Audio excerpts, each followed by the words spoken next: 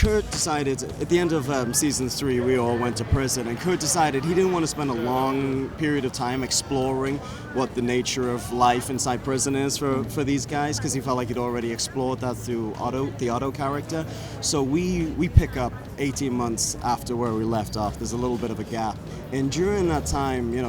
Jax has been in prison the whole time, and I think there's been a very significant psychological shift has occurred in him during that time, and he comes out really determined to leave the club because he feels he's never going to be able to be as good a father and as good of a husband as he needs to be, and he feels like he's become a little desensitized and a little disappointed with the reality of who he believes his father is, which was the fundamental thing that kept him motivated to, bring the club back to what it could have been, the dream for it before all the corruption and greed set in. So that's really what the season's about for Jax. It's figuring out a way to seamlessly and without damaging the club too much or creating a dangerous situation for himself and his family, figuring out how to extricate himself from the club, which is not easy, and I don't think ultimately is gonna,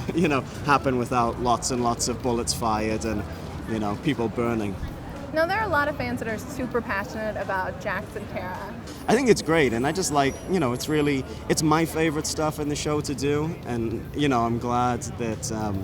the audience responds as well as they do to it. So, Kurt keeps writing it, and we keep getting to explore that dynamic, because I think it is, one of the most kind of honest and real,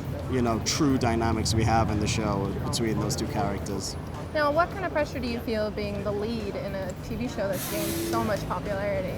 I really don't feel any pressure at all, just because I don't really feel like the lead. I mean, it really is a true ensemble, this show, and so I never really take that, responsibility upon myself to think it's my obligation to keep this, ship afloat. We have Kurt has surrounded Ron and Katie and I with such an incredible cast of actors that, it just, being on set and watching the way it comes to life, there's never a moment of thinking, oh shit, how are we going to make this work? You just kind of give these guys material and watch them go.